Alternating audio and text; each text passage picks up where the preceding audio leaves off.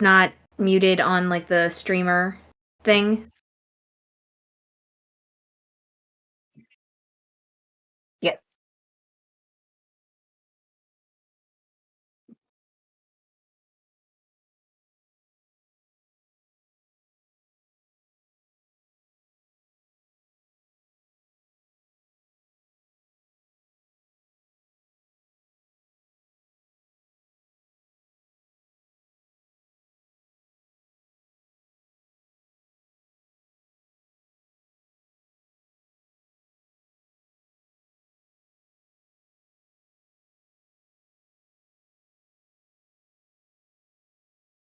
Oh, still no you. Oh dear. Is there me? Yes, there's us. There's Oh, two you toggles on the streamer thing. Make sure they're both turned on. do Oh, you have monitor turned do you have like monitor and stream turned on or just stream?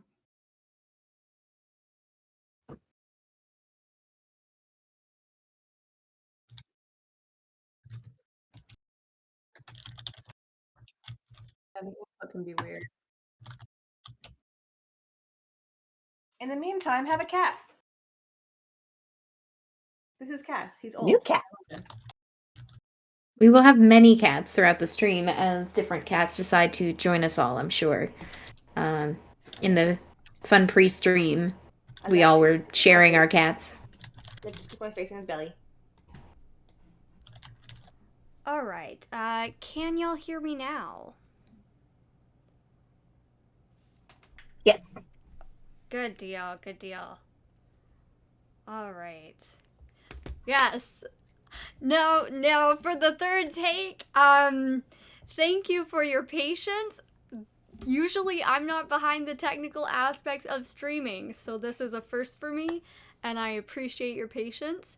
We are here, we are excited to bring to you an interesting, wacky, but thoughtful exploration of femininity through a queer lens. We are playing as Meaningless as Stars, and I'm gonna go first in introducing ourselves. I'm Sadie. I'm gonna be your GM and host. I am nervous, but I am excited. Who's next? I'll go Okay. next. Hello, I'm Jen Burb. I am going to be playing, as you can see on the overlay, Alex. And I am also nervous but excited.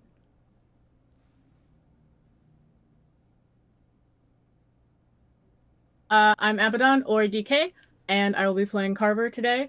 Also nervous. Not usually a guest on the thing, so excited to not know what's going on. I can go. My name is Lex. I'm gonna be playing Mari. I had to think about that because I changed the name of the character yesterday, so that was fun. But I'll be playing Mari. I'm excited, not nervous, just excited. That leaves me. I'm Wraith. I am going to be playing Adair. And when aren't I nervous? Mm, that is My natural absolutely relatable. baseline. That is absolutely relatable. All right. So, without any further ado, let's jump in.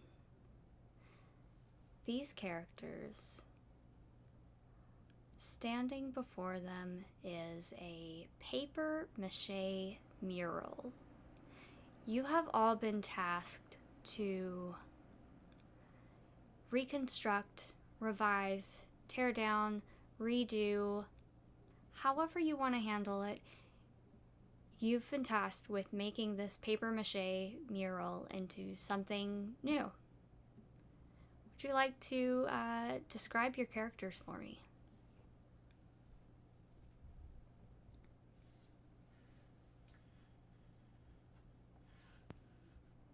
Uh, sure. Mari is early to mid 20s girl. Her pronouns are she and her. She is about 5'3" with short, choppy hair. Um, she is kind of stocky, and she works mostly outside of all of this in a flower shop and does like animal rescue on the side. Um, but she is looking at this mural with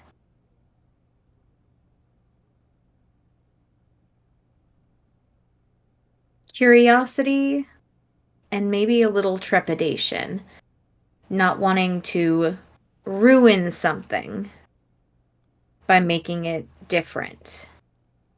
She approaches the world wanting to be good and wanting to give good to it, but sometimes realizes that good and chaos can happen at the same time. So while she's nervous and and concerned about breaking something, she's also excited to see what it could be. Absolutely. Let's move over to Alex. Can you describe Alex for me? Can. So Alex is a roughly average height, like 5'6" ish, um, mid 20s, relatively androgynous presenting. Pronouns are any all. Um, Dirty blonde, shaggy, short hair. Um, One of their defining features is the constant presence of the messenger bag. They always carry it around with them. Uh, Laptop, paper, notebook, pen, all of the stuff that just, you might need to pull out. Um, and they are a journalist. The way that Alex is looking at this mural is kind of like they've already redesigned it in their mind a little bit. Yeah, no hesitation. No hesitation. It's I have ideas. It's not I'm going to do those ideas. Right, yeah. Obviously because there are multiple people in this room, but it is a look of I know what I want to do with this. Let's find out what everyone else wants to do with this. Right. Absolutely. What about Carver? How does Carver feel about this mural? Who is in her early 30s or so, dark skin, uh, waist length multicolored braids tucked under a bright red beret with a death's head moth emblazoned on the back. Uh, she is just hyper feminine. Yeah. Beret, sort of tight leather jacket, mini skirt with tights, and what she doesn't make up for in height at 5'4", she makes up for in heels. Right. But is carefully navigating sort of the work area to try and get closer to the mural, and is flipping a chisel back Yeah. and forth in one hand. Now, She's a sculptor. mm-hmm. Now these heels, are they are they stilettos or are they like Absolutely. wedges? Yeah, stilettos. Okay. Yeah. And let's hear about Adair. Adair is about 5'8", mostly limb, arm and leg, just lanky as all hell. Super shaggy wolf cut that looks like they definitely cut it themselves, and their clothes are patched in a way that it doesn't look like they don't know how to sew, but more that they're not cautious about making holes and tears perfect again. Right. Chipped nail polish, old combat boots, very everything they're wearing looks very lived in, including their body itself. Yeah. I have a question about Adair. Does Adair feel like they found themselves here at this mural by choice, or did they kind of get roped into it? I don't think it was necessarily either. It was maybe not a choice, but they don't mind having found themselves here. Right. Yeah. That makes a lot of sense. As you all work on this mural, go ahead and throw out some ideas of what you think this mural is at this time and what you want it to be. This can be anything. These don't have to match. These are just abstract ideas.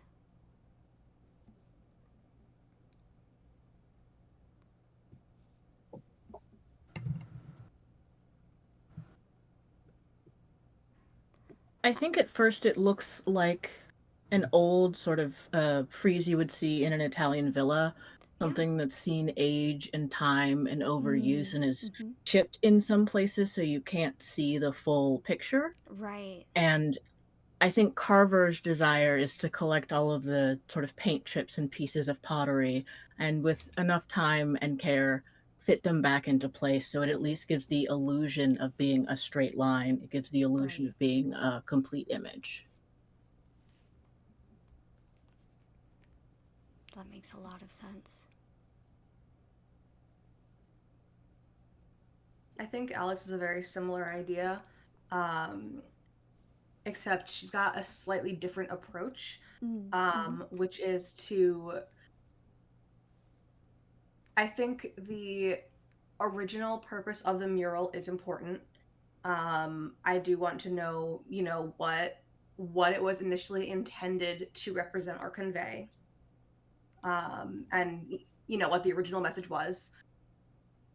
But I also want to try my hand at filling in the gaps myself a little bit. Right.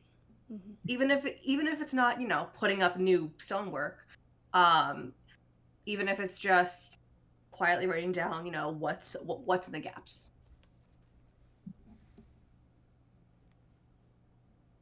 I think Mari is looking at it and seeing the not so much the chipped paint, but the parts that have faded away that are almost indistinguishable, and sees those gaps in the mural, whatever the image is, and starts looking at it and thinking about how it could come, whatever it was, served a point at that time, and now it can serve as a different role in a way to reflect the people that are here now. Um, just like, time just never stops, and how waves keep crashing on the beach, constantly changing the coastline layer of sand by layer of sand. These colors have faded, and maybe it's time for some new ones to be brought in.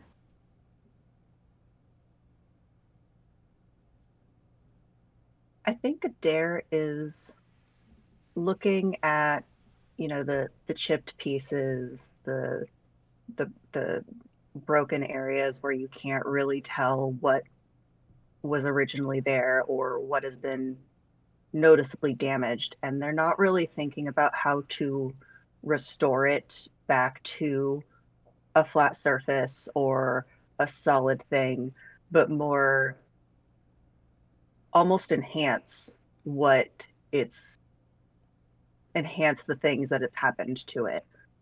So some places might be some sun damaged, and that could be something interesting to work with, or they could take a hole and make it a part of the mural instead of a defect or a damage. And as the four of you work together on this mural, chipping away at pieces, pasting other pieces, it becomes clear that this is quite the task. And you begin to get sleepy. A sleep that is so heavy, there's no way that you can drive home to rest. You know, you're gonna have to take a nap, you're gonna have to figure something out. But before you can, it's almost like you fall into a slumber, a dream, and the images of what was there, what you plan to be there, it's like they catch you, cradle you as you fall into this paper mache mural. And then you wake up. And you find yourself in a place that is quite strange. And with that, we're gonna get into a little bit of the mechanics, the structure of this game. So first off, you all have your pieces of paper, right? And if you haven't drawn your symbols on them yet, go ahead and do that now.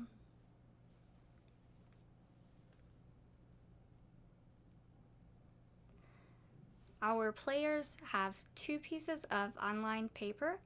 They are drawing 4 symbols on each page. These symbols can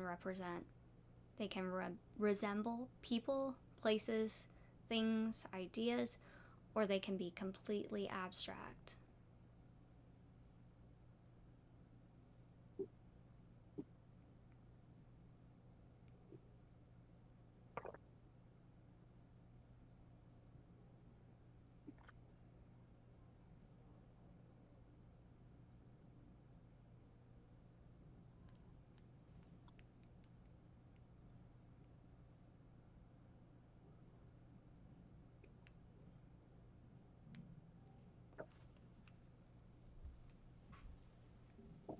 And when you have your pieces of paper and their symbols, I want you to designate one as even and one as odd, and then I will roll to see which one you will be using for this session.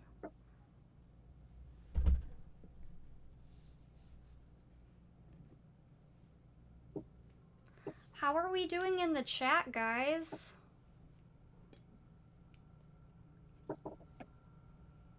Any I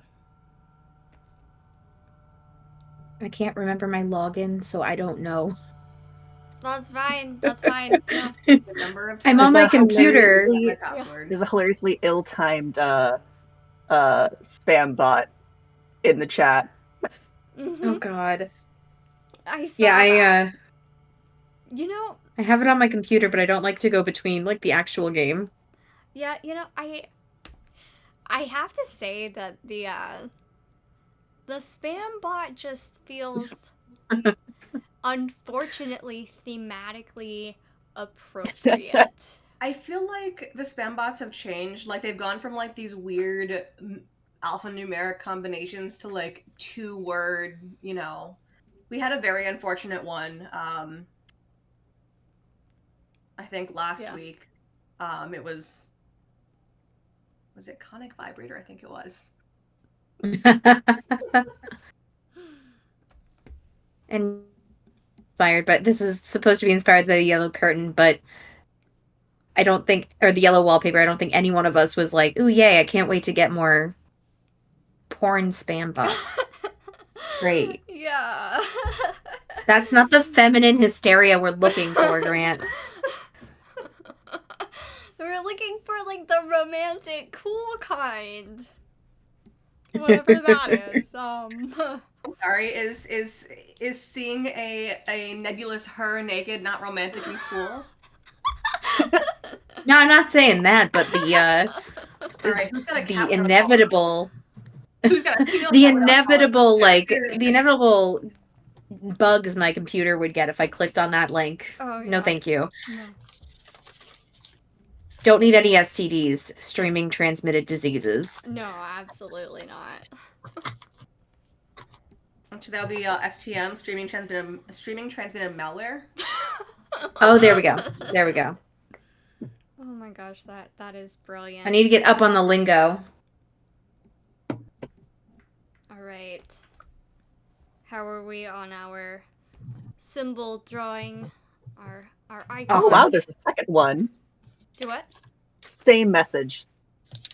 Another bot. Love it. Yep, exact same message. Wooden intelligence. Not wrong. Not wrong. Wooden intelligence. Yeah. My goodness. Yeah. At Grant. least it's a different link, you know? It's a different looking link, and Yeah. that's it. Mm-hmm. Chat's like, Jesus Christ. No, he's not here. He's nowhere near here. You don't know, actually. Dude was kind of kinky, maybe. I mean, I'm sure. I mean, he did like to wash feet. Like,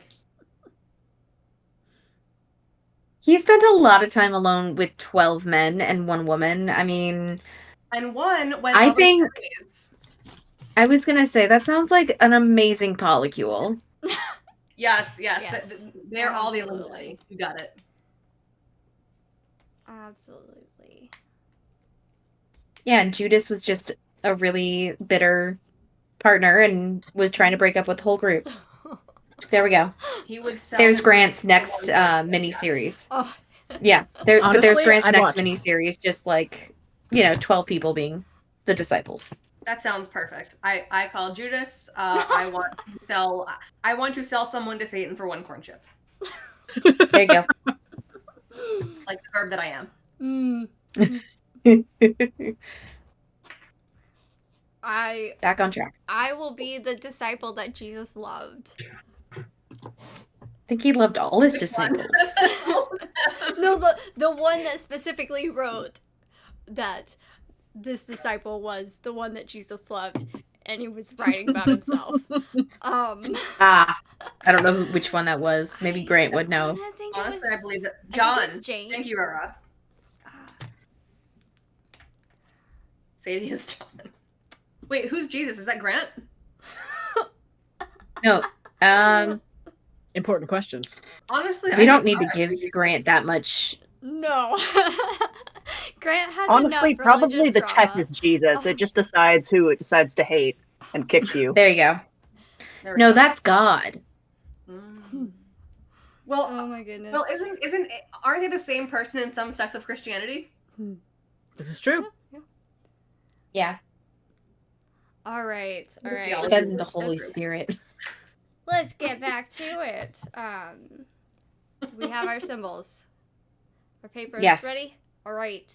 And we have designated one of them as even, one of them as odd. Right. Odd.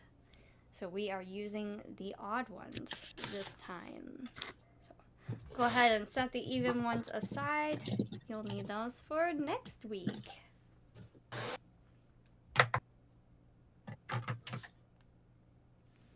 The visual of everyone just moving their arms out of frame. Just, I Quiet plopped it people behind the shuffling. computer. It's fine. Oh, yeah. Not on Jesus, but like.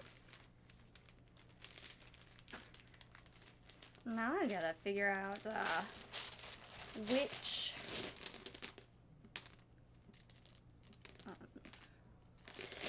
which planet y'all have arrived on.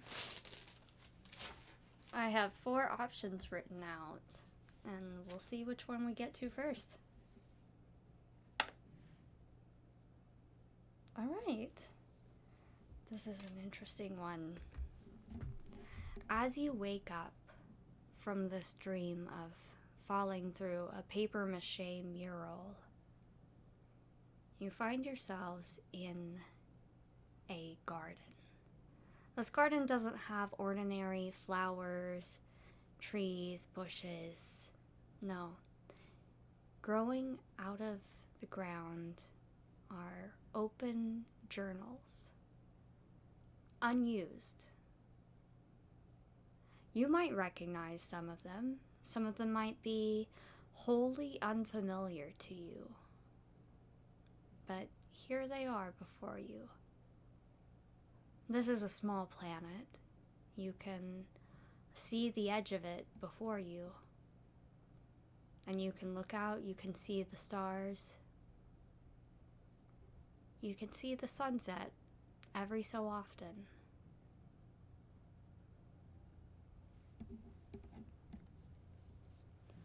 And I would like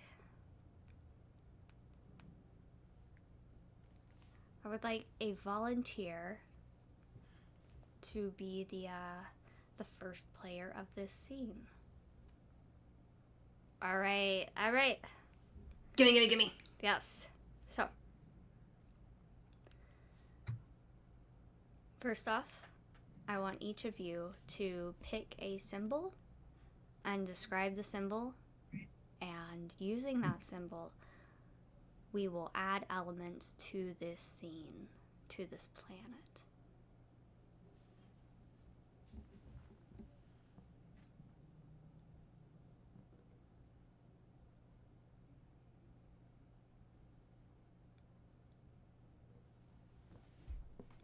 Does anybody know their symbol yet? All right. Y'all can go in any order for this. We're just going to be adding elements to this scene. I don't know if this is even visible, but my symbol is a sunflower, the head of a sunflower. Nice. And I think in this sense, it's a sunflower searching for light, the light of a nearby sun. You know what?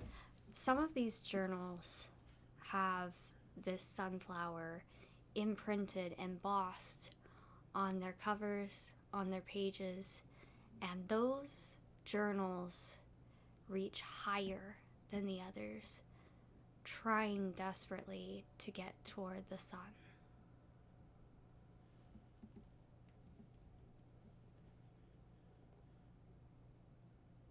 Mine is a rather spiky ball. Is it a star or a sun? Is it the center of a flower that has had all its petals plucked off? Unclear. There is a whole host of things that it could be. Yeah, I think that you do see a star in the distance that does resemble it.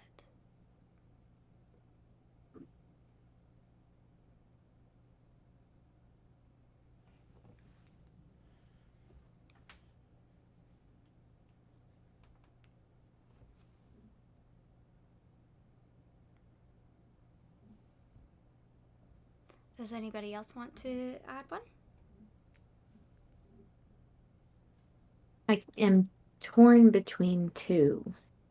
I also had a flower one, but I didn't want to pick that one before the sunflower came up, so that's okay. But I think I'm gonna go with I'm a terrible artist. I can't draw to save my life. Yeah, So that's fine. mine is it's almost like a wave trapped in a snow globe. Yeah. With stars around it as the wave is starting to crash. And it's in almost like a perpetual motion of it crashes and then it grows and crashes and then it grows. Makes me feel like if we stood in this space, the first thing that came to mind when you described this garden was kind of one of those idyllic, granted I'm on the East Coast, but those idyllic East Coast cliffside gardens. Yeah. Where it overlooks a crashing ocean. And you can watch the waves crest and fall. You never quite hear them, given how far away they are, but you can feel the spray of the sea either way. And I think that's the case here. This is a small planet, but you can still hear that swelling, that crashing, as if it were right before you.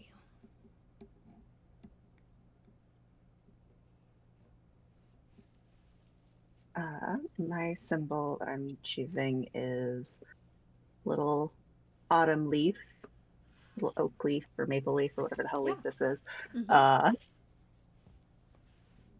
And I think for this purpose, it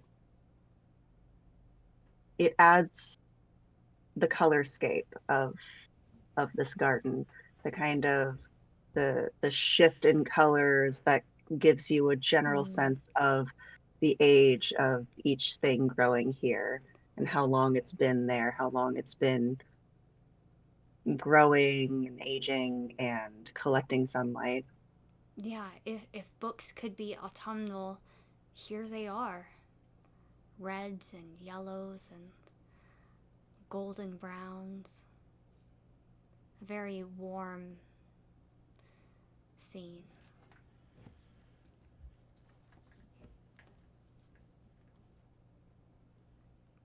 Alex, let's go ahead and have you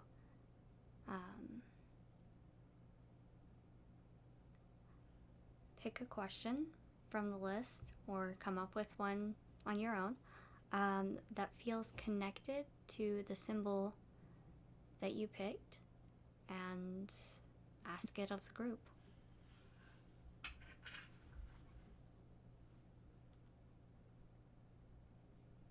I think the person you are is different from the person you project. Is this projection who you want to be, or a fiction created to protect you?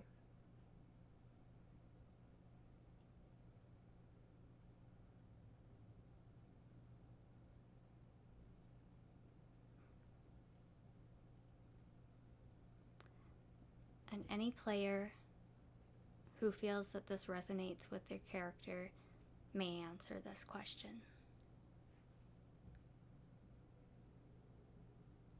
I think both. I project the person I want to be, but the person I want to be is who would protect me.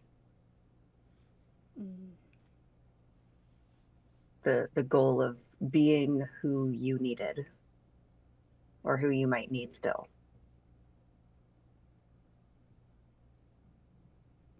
How does Adair feel realizing this?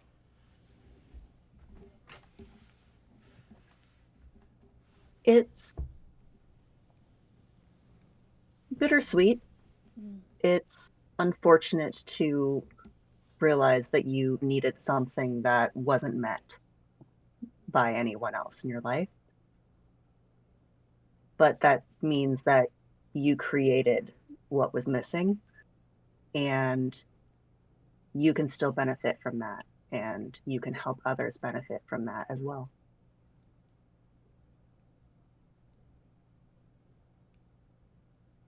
Go ahead and pick another question to ask of the group.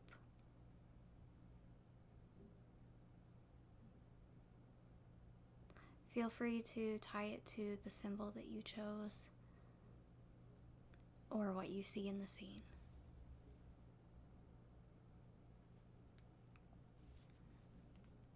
Who or what made you feel larger than life at one point?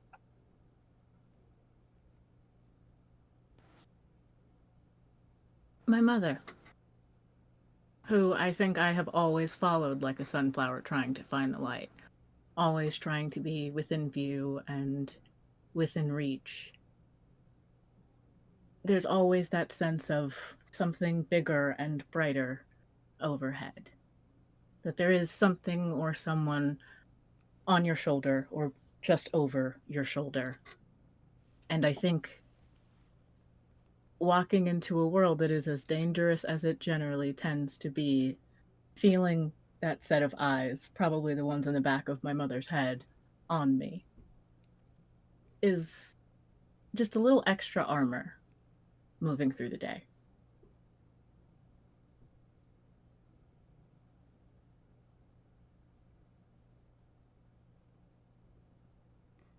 And what question would you ask?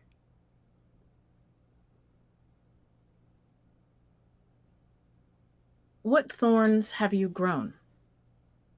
What thorns have you pruned?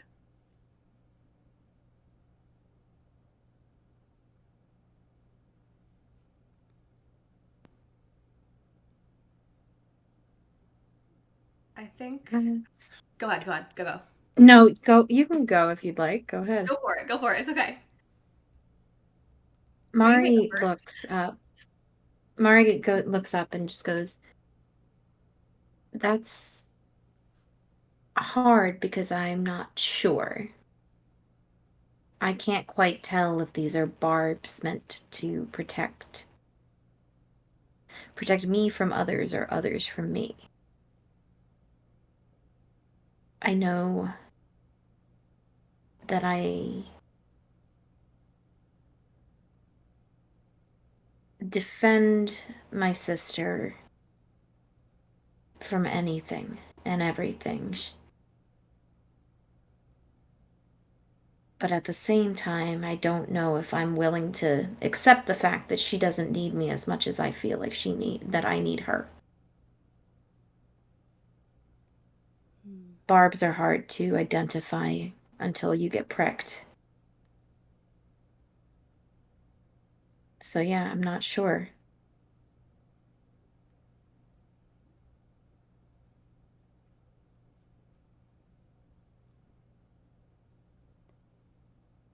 And now it's your turn to ask a question. Mm-hmm.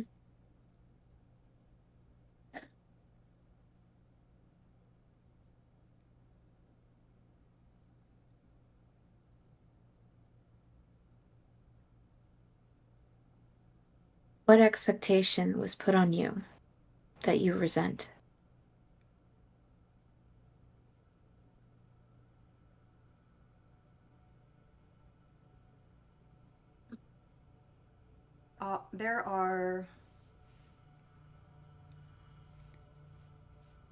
There were a lot of expectations placed on me as a junior journalist. The biggest one was not an expectation of excellence, though. I come from a family of journalists. Both of my parents were journalists, still are.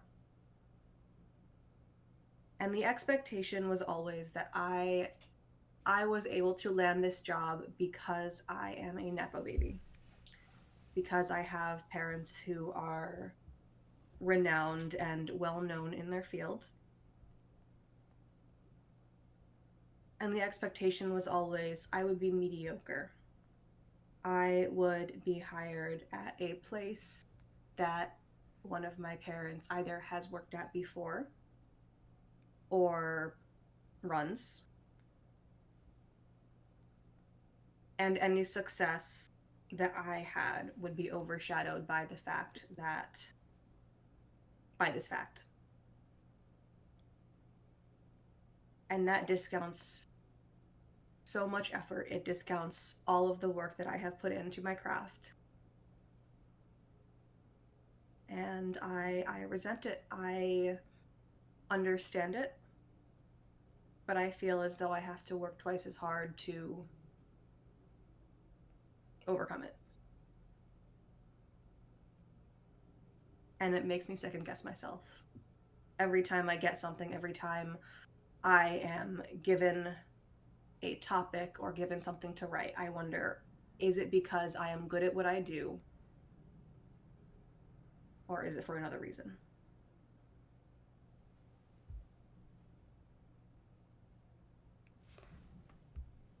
As you ponder the answers to these questions, I want you to make a symbol move. There are all things that you can do with questions you have asked, questions you have answered or attempted to answer. go ahead and pick a symbol move and tell us about what you're doing with your symbol and why. To our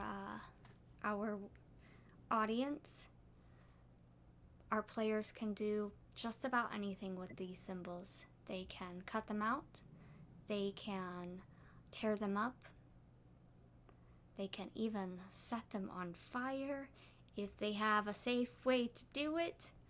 But that's a very, a personal decision, personal to their characters, you know? So I'm very excited to see what they do. And also, Jen, can you go ahead and choose a player to be first player for the next scene? Let's go with Lex.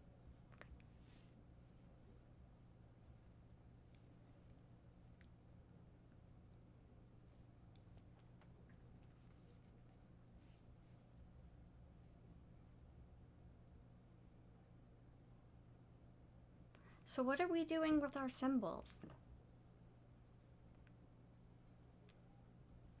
I cut mine out. Kind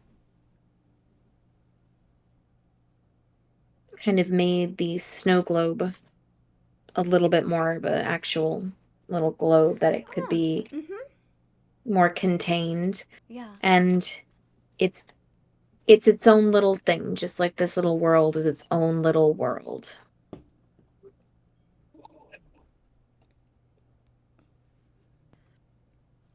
I tore mine out, and for whatever, for better or for worse, the shape of the tear, because of the formatting of the paper, ended up looking a little headstone-like. Oh. It does. It does So indeed. do with that what you will. It was right in the middle, so. Mm-hmm.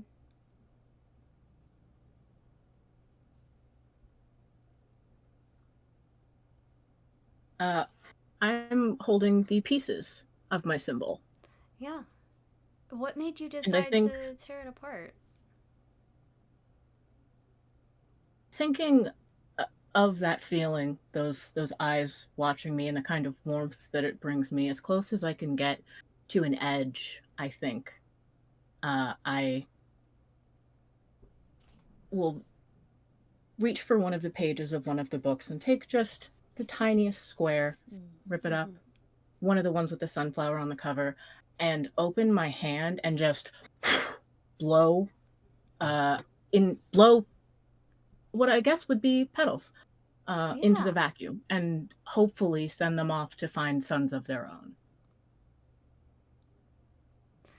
I think as you send these petals out into the vastness of space, they drift softly, they glow, and it looks like they have a mind of their own, searching for that sun.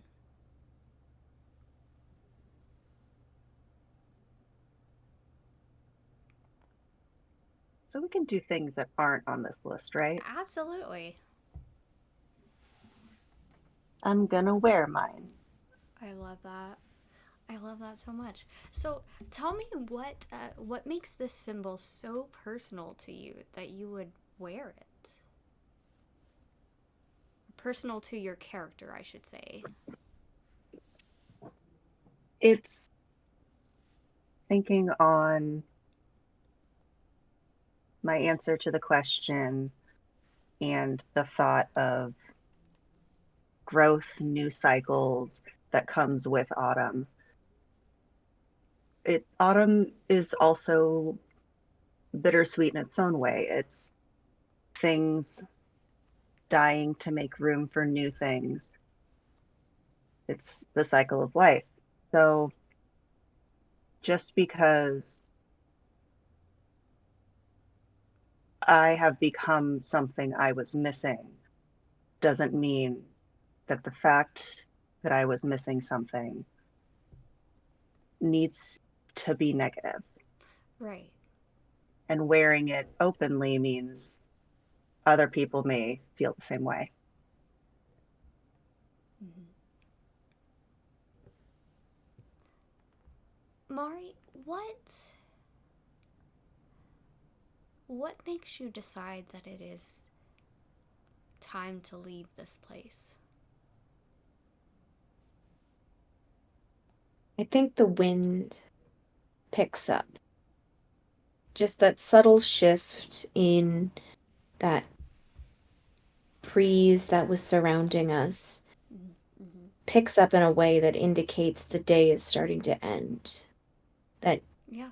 little bite, that little bit of cold that just chills you just enough that makes you go, it's time to go. And just like one of those autumn leaves that drifts in the wind, I think we're ready to catch a ride on that little bit of wind Yeah. and make our way. So tell me more about catching a ride on the wind. How do you usher the others into doing this? I look at everyone, and one by one I start offering a hand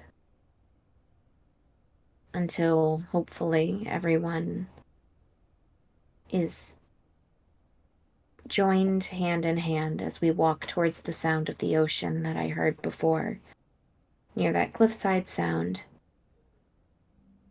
And I look at everyone and go, we're gonna fly. And I just step, and I step up. There is no step down, no sudden drop. I don't even have to get close to the edge for it to be a step up. It's just that the wind picks up in this spot, and we start to float into the stars. The wind catches you, and you do indeed float into these stars.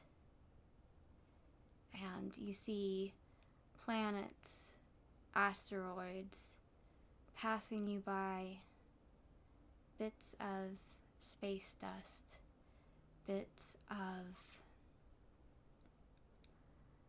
of rock, a comet here and there. And eventually, you find yourselves at a new planet. Or rather, it would be quite inaccurate to describe this so much as a planet. Instead, you come upon these floating puddles in outer space. The water congeals together in these amorphous blobs, and growing out of them are water lilies and lily pads.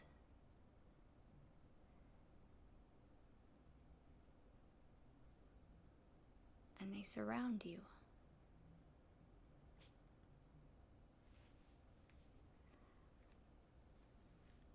Mari, what strikes you as you enter this place?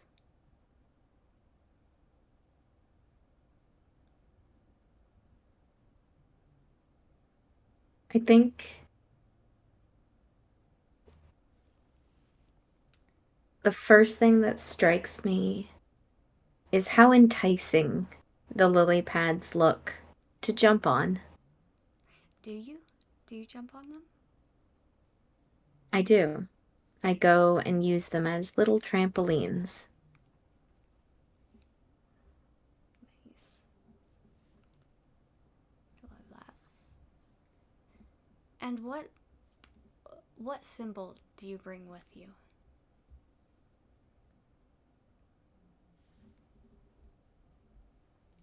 I think I bring with me. I thought when I drew this that this was kind of like a suspension bridge but it kind of follows the pattern if you were jumping on Yeah. little things across across of in a different way in a path. So is So I'm that bringing the that path with that me. you? So that's like the path that you're jumping on I think these. that's the path that I paths? would be jumping, where I go kind of up and around and then come back around, back down towards everyone. Jumping from the lily pad to lily pad, from puddle to puddle in this little nebula of not planet. Mm-hmm. Does anybody else have a symbol?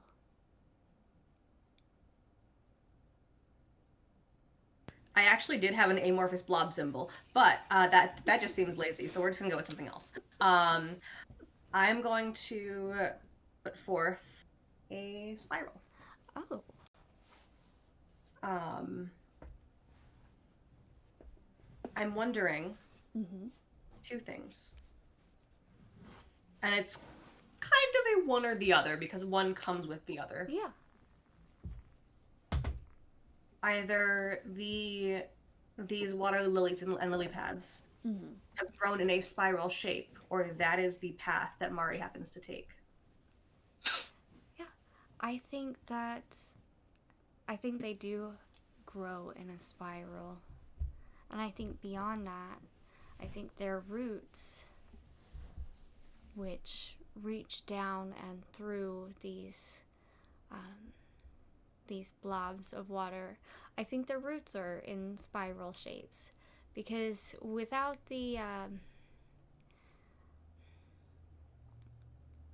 with the nebulous nature of space, or maybe just a little bit of suspension of disbelief, you know, they've grown in this spiral shape, and it's quite lovely. I like to think that this spiral is a Fibonacci spiral. Yes, I love that. I love that so much. So I'm gonna bring the star, and I think for this specifically, it's the way the different twinkling lights of the stars catch and are reflected in the different puddles, and how each one, the depth and size, the light shift in its own unique little way. Yeah. And I think they do. They sparkle and shine, and not just a shimmery glitter, but rainbows as well.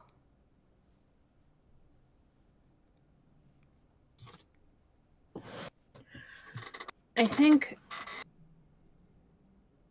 seeing the twinkling of the stars, I think what I bring is a mirror as a sort of as above, so below kind of thing. And the water lilies that are on the path sort of open, bloom wider, and spit forth fireflies to guide the way along the path that we're going, along the spiral. And I also put forth a light. Nice. I love that. Mari, in this place, what question would you ask?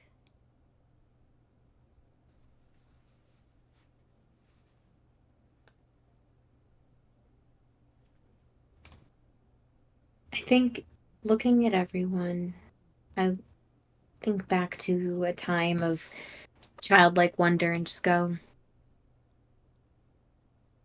you had a favorite outfit as a child. How did it make you feel?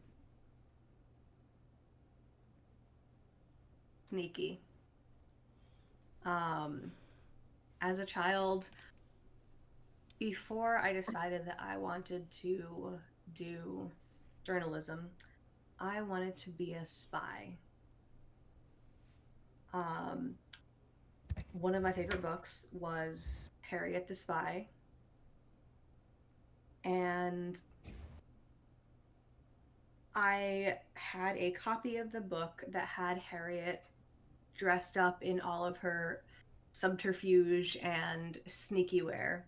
So I begged my parents for essentially a closet cosplay of Harriet the Spy, and I wore that thing everywhere.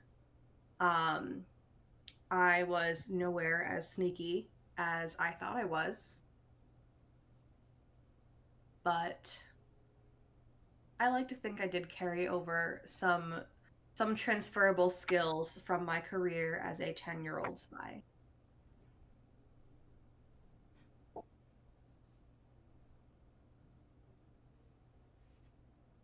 And what question would you ask?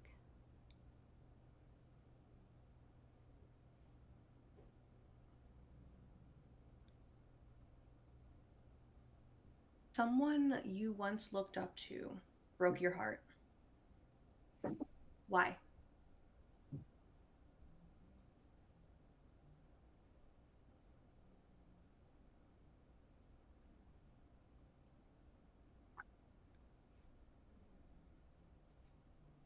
Because they didn't stay.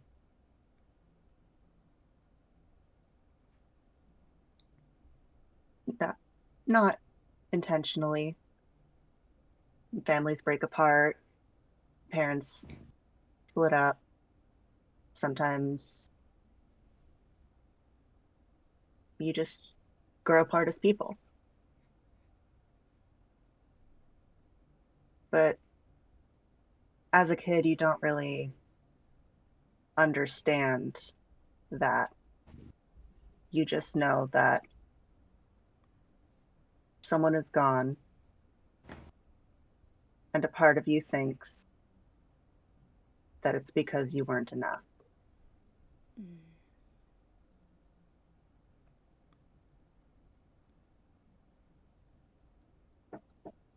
What about this place reminds you of that?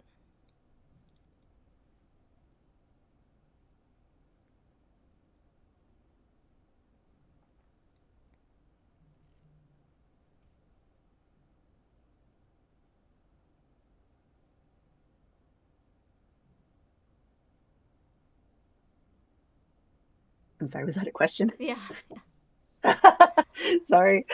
No.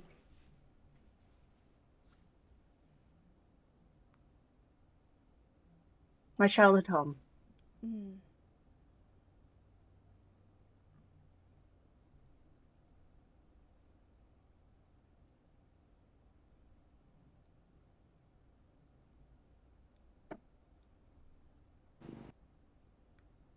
Go ahead and ask a question.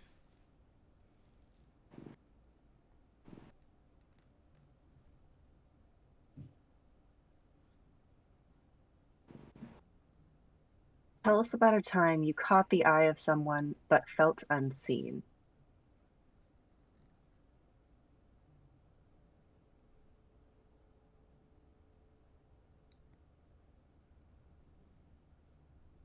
First started wearing makeup the way you're expected to once you get to high school.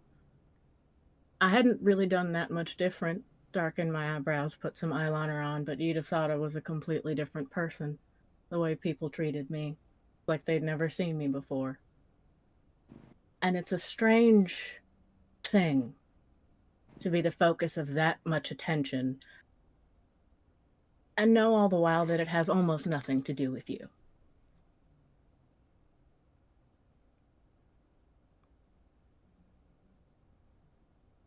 What dreams or nightmares haunt you?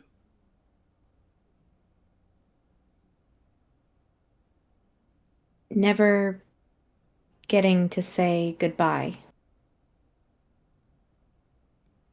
I lost one of my mothers at a young age,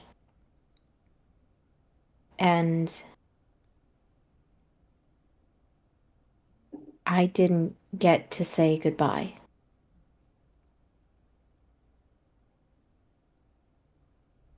I remember that I didn't fully understand what was happening, but you know, what 10-year-old really does. Um,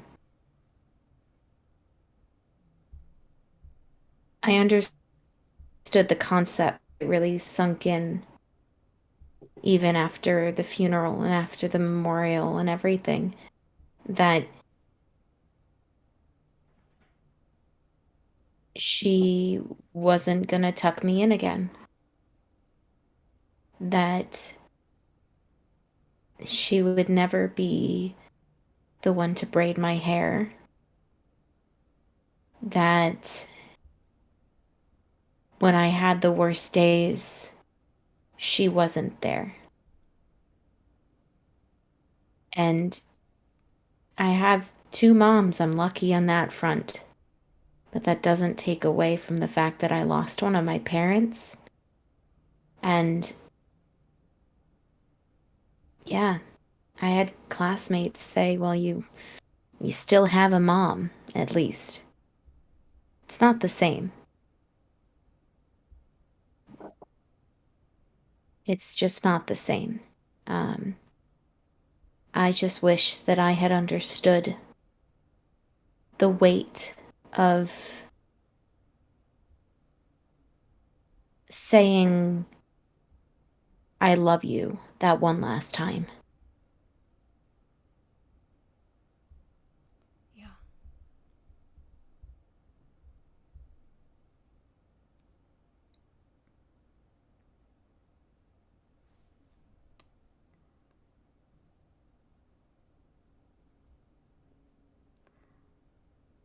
What?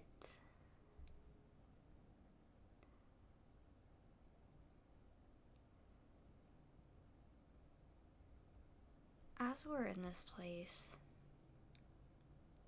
I'm sorry I missed that. Yeah, no, you're good. As we're in this place, what are we doing with our symbols?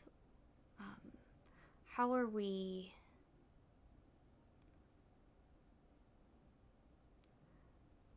I guess processing what we've as characters learned about ourselves and about our friends who are here with us.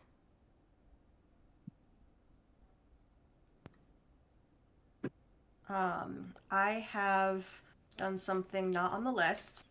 I took my symbol and I folded it back to the other side of the page.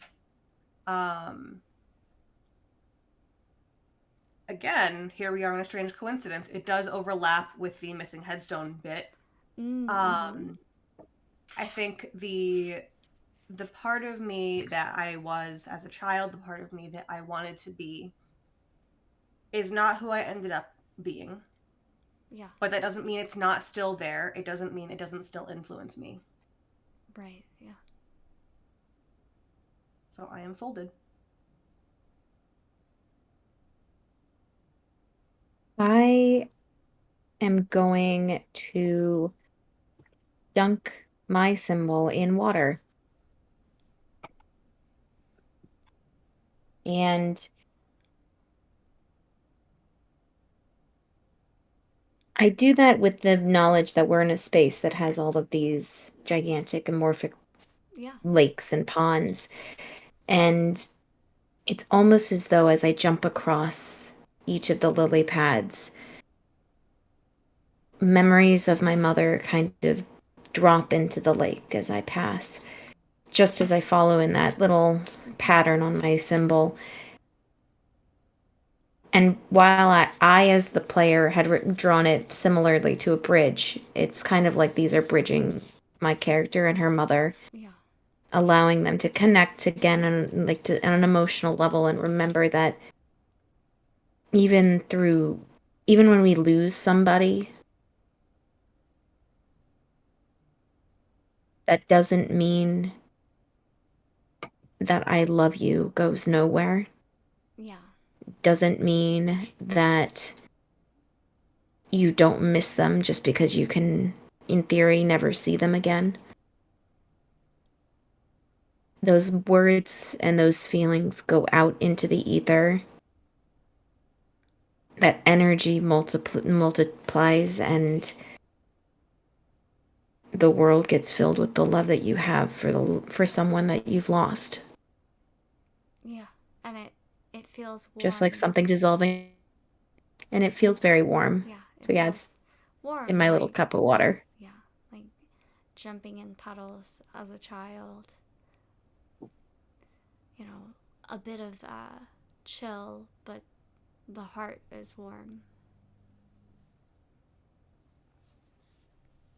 It's basically impossible to see, but I took my star and I folded it into a little origami star. So it's still the same, but different at the same time. Yeah. Does it feel more real, or does it? How does that feel exactly? It just feels like looking at something from a new perspective. It's gone from 2D to 3D. It has shadows, it has folds. It's still fundamentally a star, but it's got new things to look at and new angles to think about. Yeah.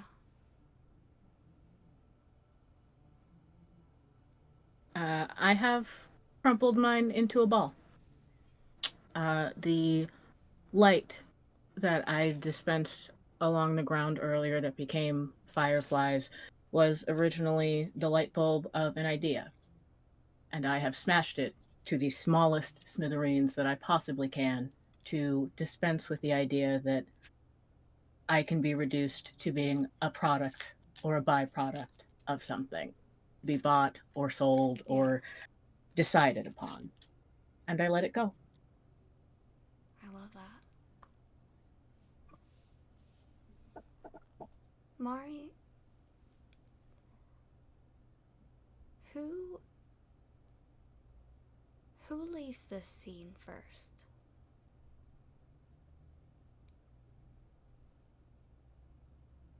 My cheat sheet of character names and who's playing who, I swear. I know who's playing who, it's okay.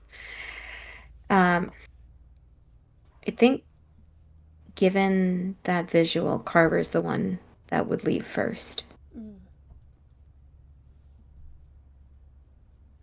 Carver, how do you lead this group away from this magical scene of floating water puddles in space and lily pads and water lilies? Using the heels of my stilettos to give myself a little extra boost, I jump up into a puddle and disappear through it to the other side.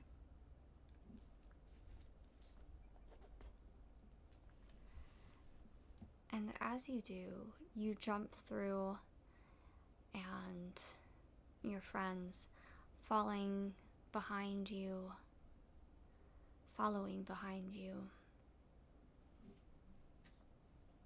It's almost as if you travel through a portal, fractals of light and rainbows shifting the environment around you.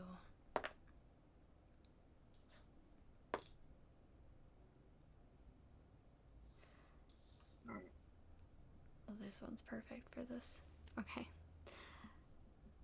These fractals of light shifting the environment around you, and everything goes pure white. Bright, bright light. And you will find yourselves in a glass closet. And in this glass closet, there are glass cleaning supplies and glass bottles of what should be bleach, but it's ink and it has spilled out. What symbols do you bring with you into this place?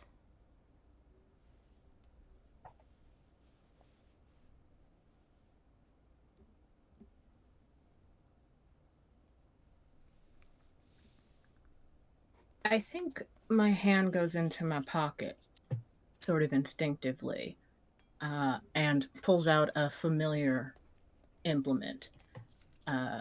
There's a chisel in my hand. Yeah. And I don't like the idea of being enclosed.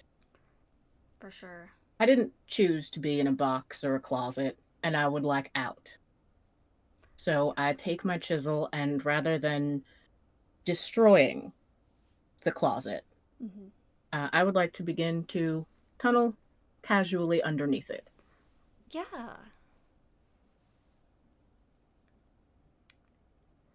The rest of you, what symbols do you bring to this place?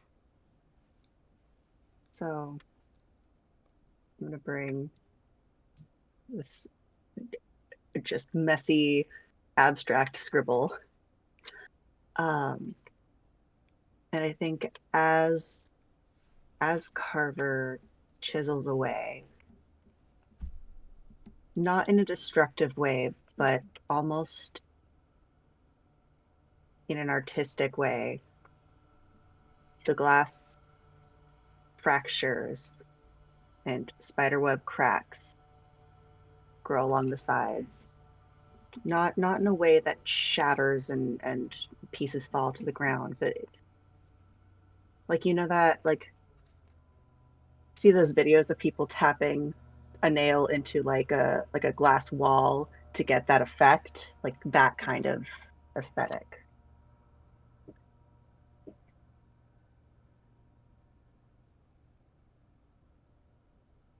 I bring something far less helpful in getting out of a closet. I'm going to bring a flower, very poorly drawn daisy, but a daisy nonetheless. Um, and unlike a daisy, well, I'm torn between two things with it, but I think with the daisy, I just kind of start plucking out the petals like you would if when you're a child doing the they like me, they don't like me, they like me, they don't like me thing. And as I near that last petal, I make one wish that we get where we are safe in this space, and that means something different for each one of us. For some of us, it's getting out of this confined space. For me, it's just making sure everybody feels secure. That's where I feel safe. Yeah. That's what I do with this flower.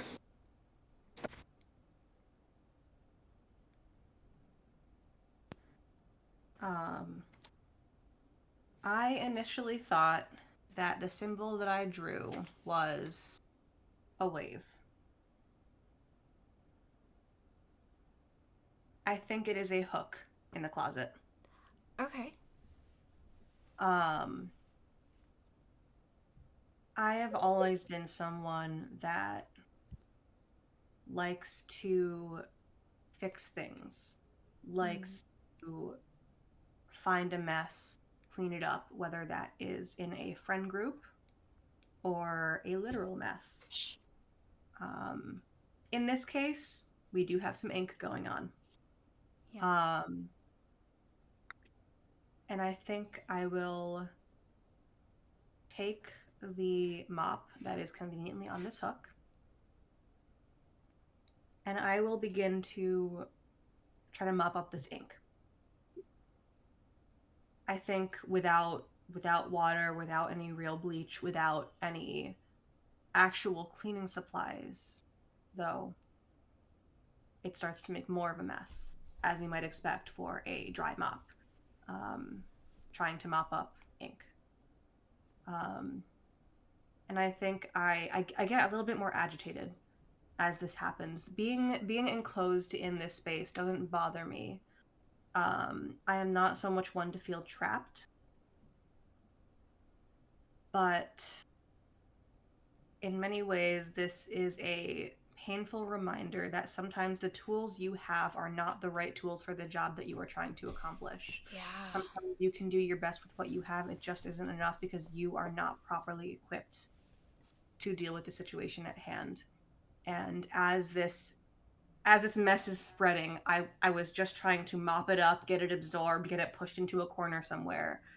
It just keeps spreading. And it is stressful, it is agitating. And it just feels like I've walked in and I've made everything worse. Yeah. Carver, as you are chipping away in the floor of this closet, what question do you ask?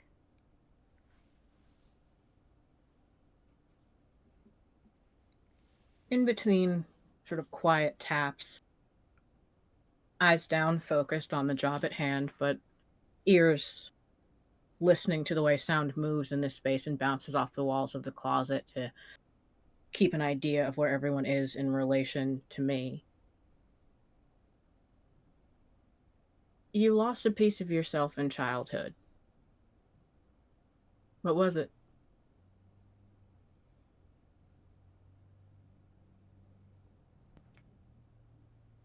The part that was a child. Oh. Mari nods along. Everyone takes psychic damage. Emotional damage.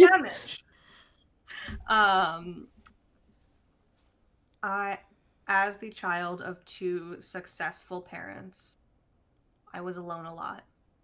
I learned to make eggs sitting on my grandmother's countertop when I was 5, 6. I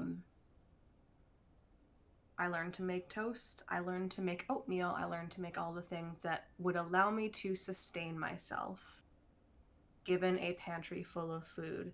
And my parents took that as a sign of self-sufficiency.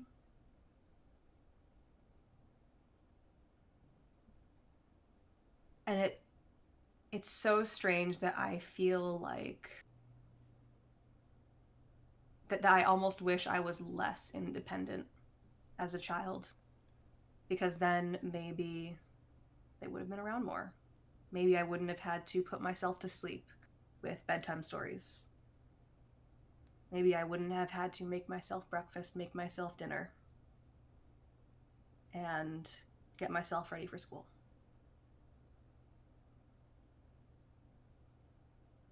I lost my childhood in childhood.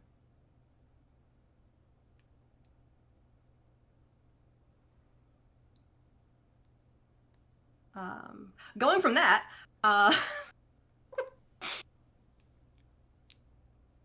who or what made you feel small at one point?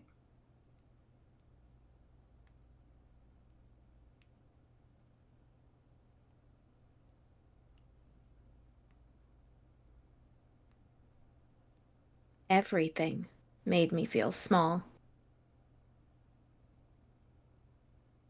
I'd go to school and I was never smart enough, never pretty enough, never athletic enough to be part of anything. I'd come home and everybody was just so focused on getting through day to day that I didn't feel like I existed beyond survival on an emotional level. Going out into the world, I saw every stranger as someone who could judge me, someone who could pick on me, someone who could hurt me.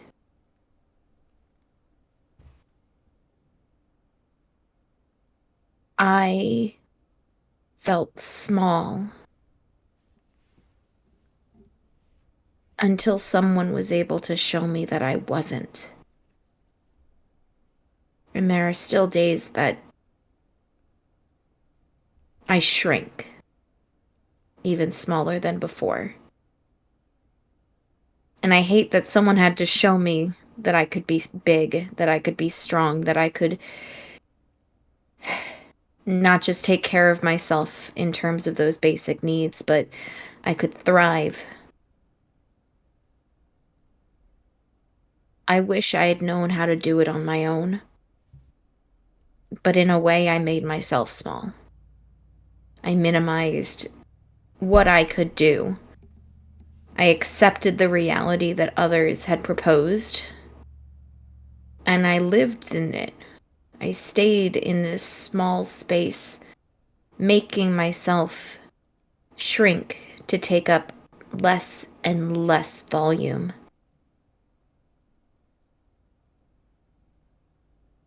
I don't want to be that person anymore.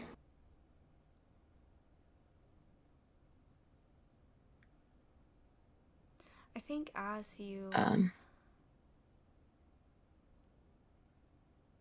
as you make this realization, the walls of this glass closet, while they don't expand outward infinitely, they do expand, and there is just a little more breathing room in here.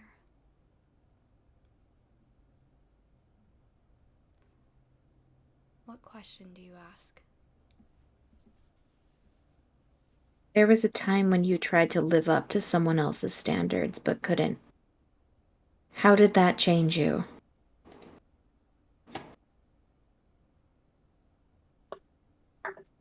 When staying with my grandparents, I was never religious, but they were, so Sunday in church, just a standard thing. But it was the preparation of it, the putting on a blouse and skirt that my grandparents approved of, that they thought would make me look like I fit in. It was the teaching me how to be quiet, how to keep my head down, how to look attentive. But I looked bored. I made a wrong move skirt. I couldn't stay quiet because I would get distracted or I would think something was worded funny and I would laugh.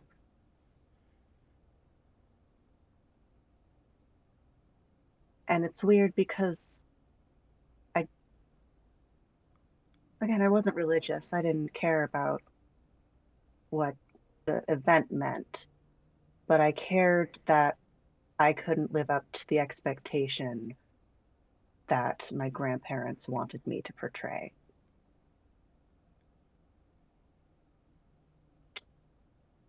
And I don't know. As a kid, it's hard to know if that's what they want you to be or if that's just what they want you to show off. You don't really know. You don't really know that people can pretend in public and be different than who they are in private. So to know that they dressed me up and had me put on that persona, even now knowing that it was for others, it felt like failing them.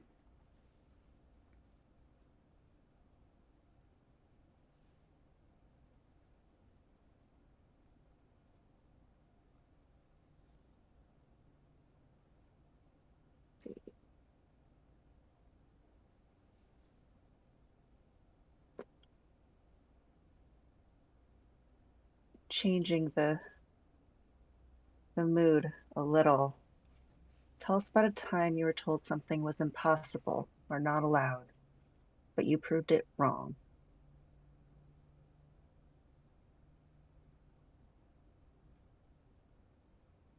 My high school had uniforms that were pretty strictly enforced. You know, no one was getting out rulers or anything. But color code, dress code, everything had to be starched and clean and ready to go. And something about that never quite suited me, never quite felt true. And that was the year that I began racking up wardrobe infractions at the principal's office. By the end of the year, I had one for at least every month, several calls home to my mother for adding fishnets, or pins and buttons and patches. And it wasn't that it was impossible. It's perfectly easy to do something you're not supposed to do and get in trouble. But it felt like a win to be able to say that you may own what I do for the next 8 hours, but you do not own me, and you do not get to decide how others look at me and how I look at myself. It was worth all the detentions.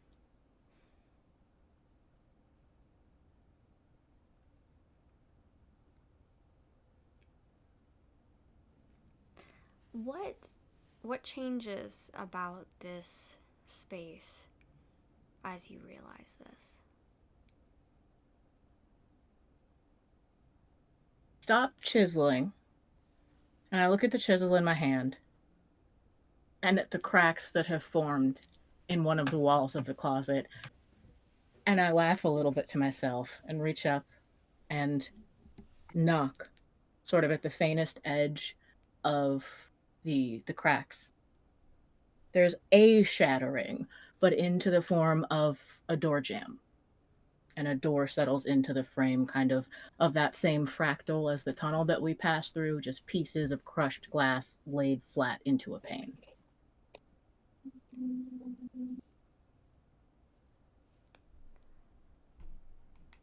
If y'all will forgive me,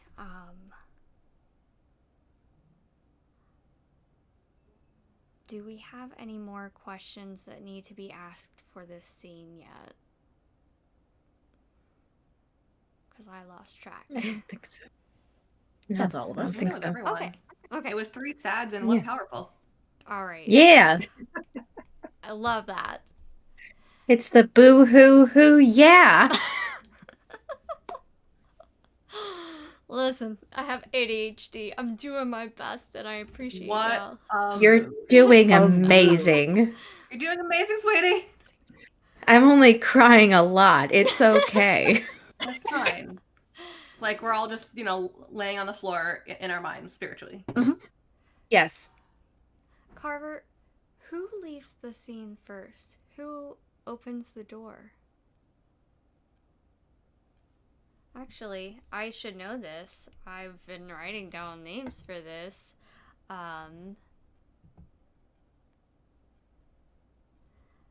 That would be Adair. Adair leaves this room first. Did we want to do anything to our symbols? Oh, yes. Yes, let's do that first. Just because I had something in mind and I wanted to do it. Absolutely. Thank you for keeping me honest.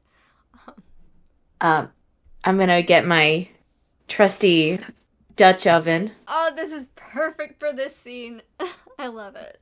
Why I picked it? I mean, I didn't plan this, but I'm going to be lighting mine on fire because I think when Mari has this realization that she herself has made her own personhood small and doesn't want to do that anymore, it's kind of, she realizes that it's the same thing as sitting there hoping and praying and wishing that things could be better without making any moves yourself. Just like wishing on a dandelion or on that last petal of a flower.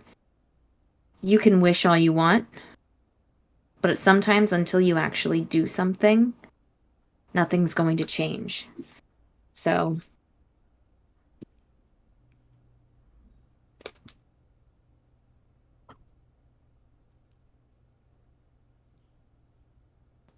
pyro in me loves this. Yes, Oh, yeah. absolutely. I also love fire, so there's that. I'm also just Deeply going to cover it so my satisfying. smoke alarm doesn't go off. Yeah, I'm definitely gonna have to, get a clip of this. It's perfect.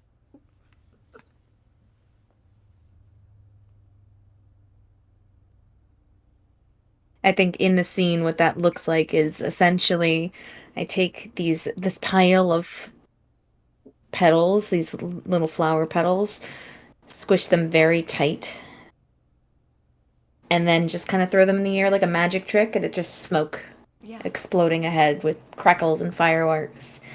Um, doesn't do anything to the environment. It just feels really good. And sometimes that's all that matters is that you feel good in what you're doing.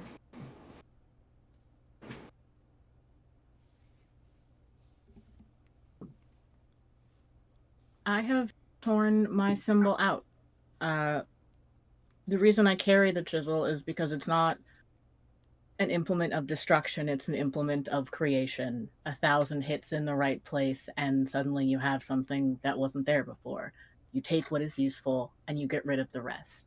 And I think looking at the spidery outline of the door that's been created and looking at the chisel in my hand, I push the doors open.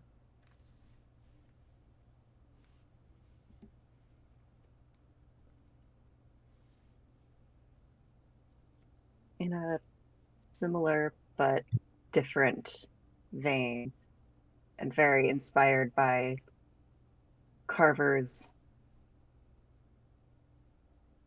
strength and determination to shine, I framed mine.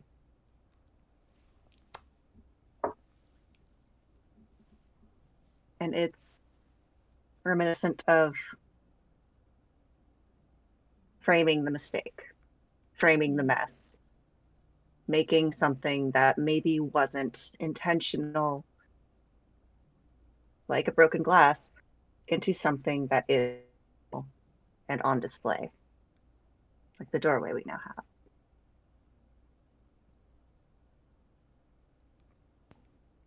And I added to my symbol. I decided to turn it upside down and put a bucket in front of it and turn it into water to clean all that ink. I may not have had the tools that I needed initially to solve the problem in front of me, but I have resources at my disposal. I can get the tools. I can find someone that can give me the tools.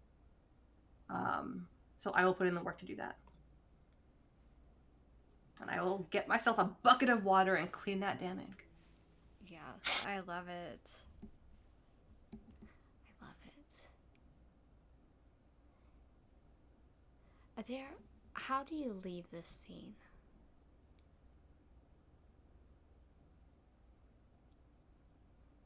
Do you take us across the stars confidently or with worry?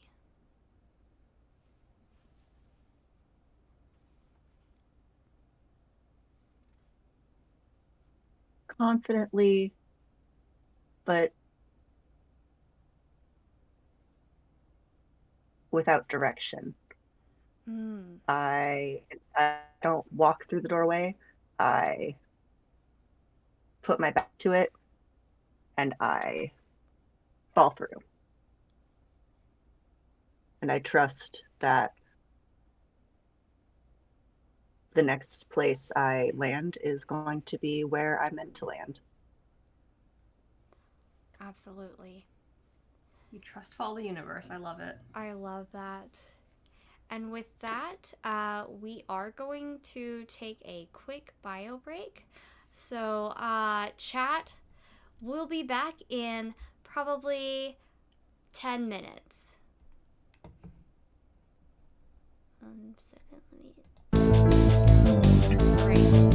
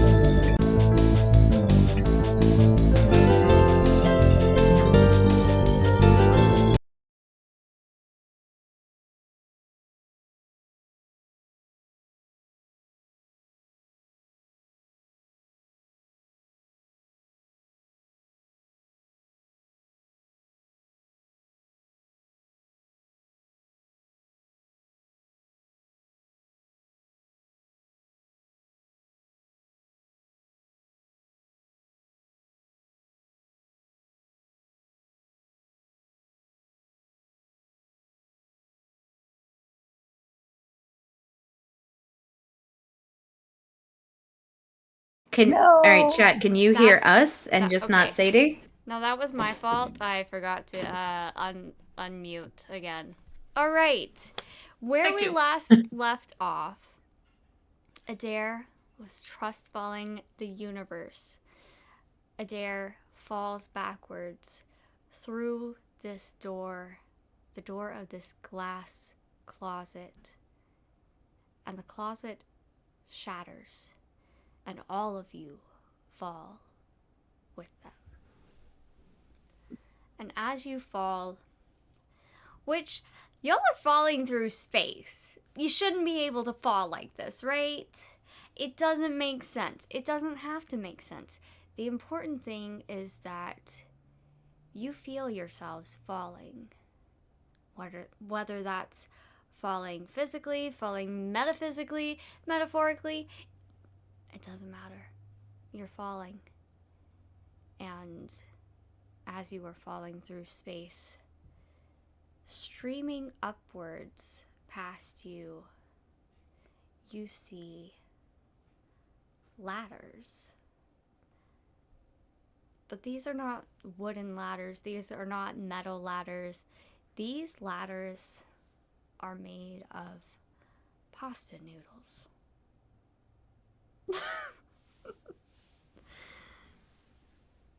And you are caught in endless ladders of pasta noodles. Yeah, go I ahead. have a very important question. Yeah. Are they cooked or uncooked? That was my question. They are Like, are they just wiggling around, or are they like? They are absolutely cooked. They are cooked pasta noodle ladders. Now, are we talking spaghetti or are we talking like bow tie? Angel hair. You know what? Linguine. There's a variety here. There are All the thick shapes. noodles. There are bow ties adorning pasta Giant. ladders. There are braided rungs of angel hair spaghetti. What symbols do you bring with you to this place that makes no sense? Makes no, like, if what you've been through so far has been real, it absolutely correlates somehow to your lived experiences and whatever has been on your mind, on your heart lately. Maybe it's a dream. Maybe you're just subconsciously working through some shit. But this place, this is just pasta ladders. What is going on here? What is the last symbol that you have on your page? Mine is perfect. Same. So mine's a spiral.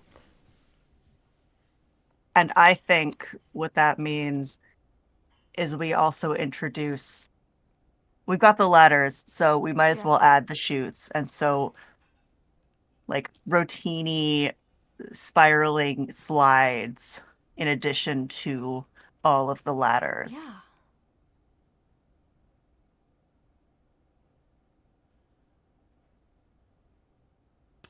Hi, I'm Alex, and I brought the sauce. Hang on. There we go. My Amor's blob that I did not see fit to use in the puddles.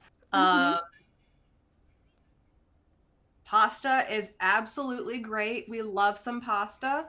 Yes. Without the sauce, unless you simply prefer pasta without sauce, I personally am a pesto kind of bitch. Without sauce, pasta is just bland, even if it's just butter. Even if it's just some butter, you need to lube up that pasta. Forgive the phrasing there. Add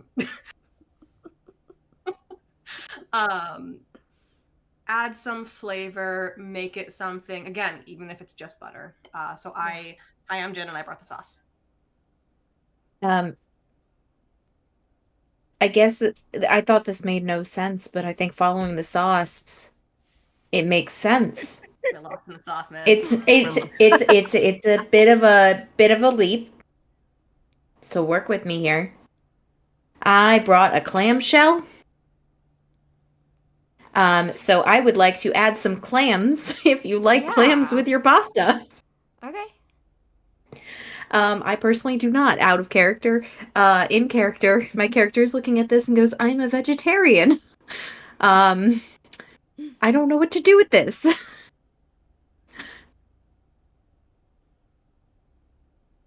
I think seeing. Question: Are we still falling? Yeah. I mean, unless you Uh, want to reach out and grab one of these pasta noodle ladders. I think Are seeing they that everyone slippery? is sort of going to adorn the various pastas and Yeah. adding pastas to the scene, but we are still falling. Yeah. I reach, I guess, up to my own foot, and I'm going to pull off one of my shoes. Yeah. And I'm going to use it to spear into one of the ladders and just kind of do a Captain America hang and reach for the person Yes. after me. Awesome. Yeah. I think you're falling and you reach for the person after you and you catch yourself, and you know what, it doesn't make sense. It doesn't matter what order you were all falling in.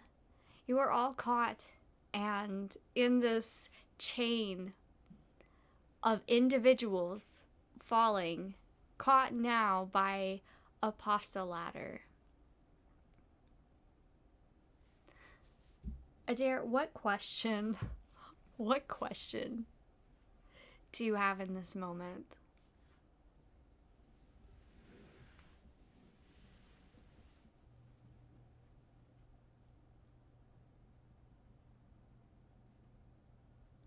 I can make up my own, right? Yeah, absolutely. My question is,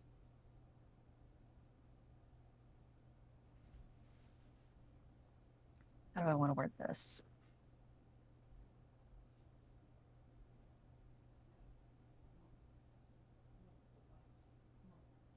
Tell us about a time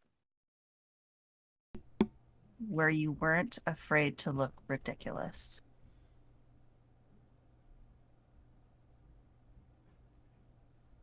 My little sister, almost any time that she was upset or needed picking up, anything, I always knew how to make her laugh. And it was always by doing this stupid little pig snorty laugh along with a weird look on my face. It always made her laugh when we were kids.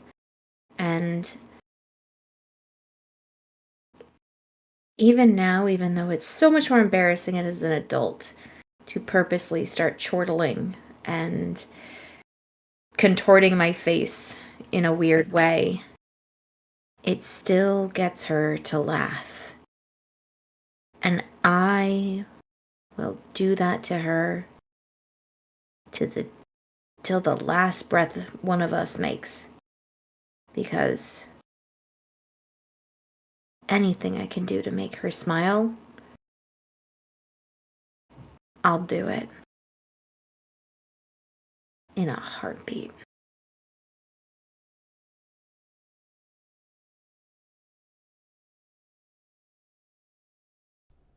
I look at the group dangling from these pasta ladders. And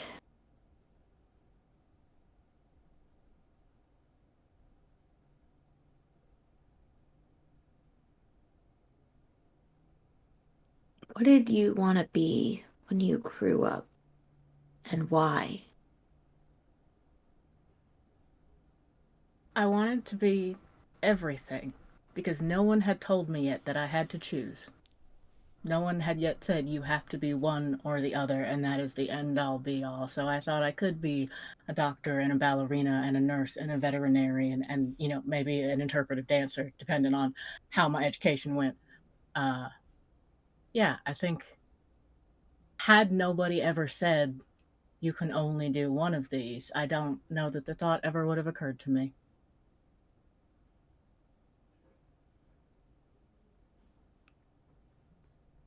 I look down at the sort of ladder of monkeys hanging out of the barrel.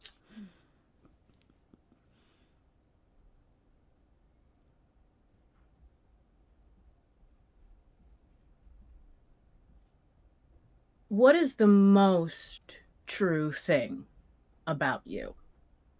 Not the thing that others believe about you or the thing that you project, the actual strongest core truth about you.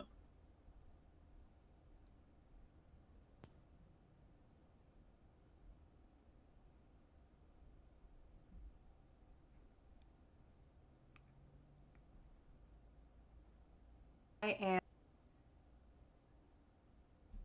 curious. I have always, in some form, chased knowledge and understanding. Whether it was, hiding behind a plant in an office and catching the office gossip as a child, or looking for facts in my job. I want to know things. I want to understand things. What happens, why it happens. And maybe it's just who I am, or maybe there's some deep psychological reason rooted in my past of solo egg making and microwave meals. But I like to understand what happens and why it happens.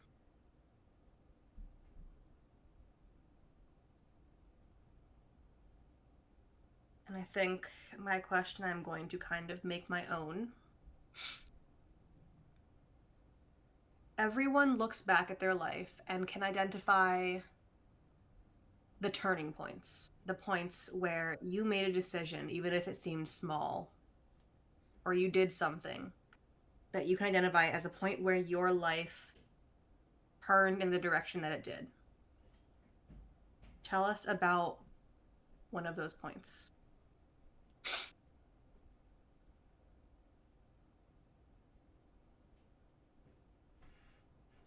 So,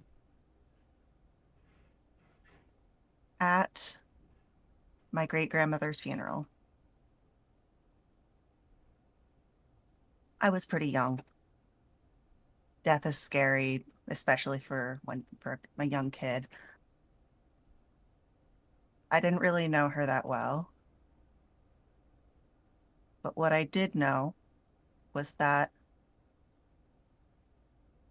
she knew she was dying, and she had made it very clear that her only wish for her funeral was that every single table had a bowl of M&Ms. And it was such a whimsical little thing that in the face of death, all she cared about was everyone who was there to mourn her loss, that was there to be sad she was gone, was going to have a colorful little treat. To this day, I don't remember what she looks like, but I remember that bowl of M&Ms. And it said a lot to me then, and it says a lot to me now.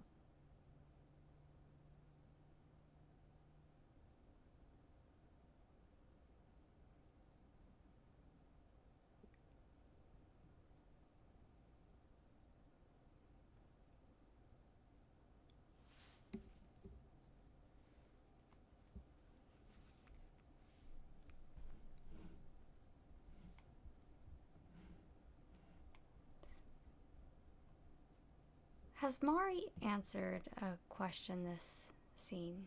Yeah. Okay, yes. Mm-hmm. Okay. Just trying to make sure that I'm keeping track of everybody. They've been so beautiful. Do any questions need to be asked here?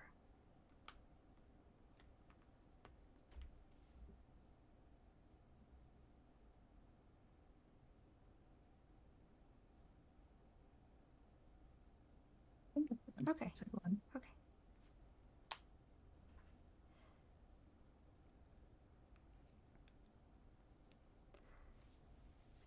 Alex, you are the first person to leave this scene.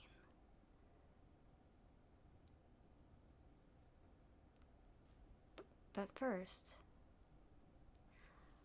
what are we doing with our symbols here?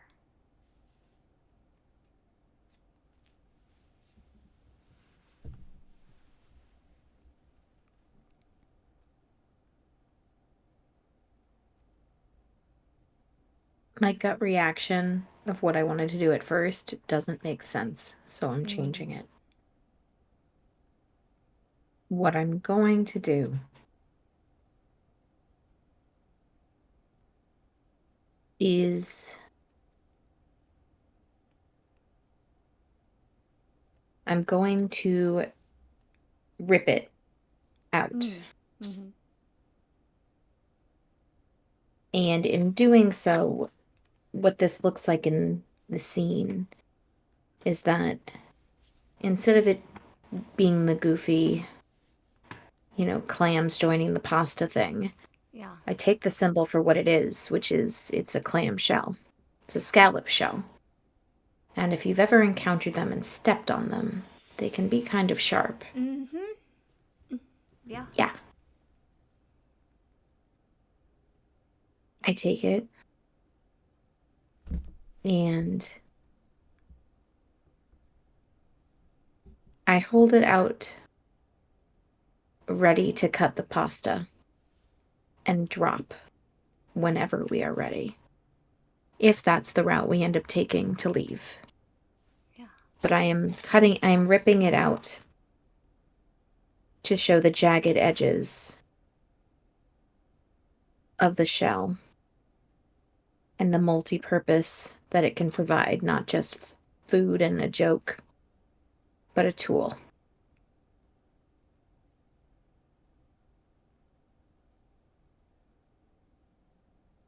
I cut mine out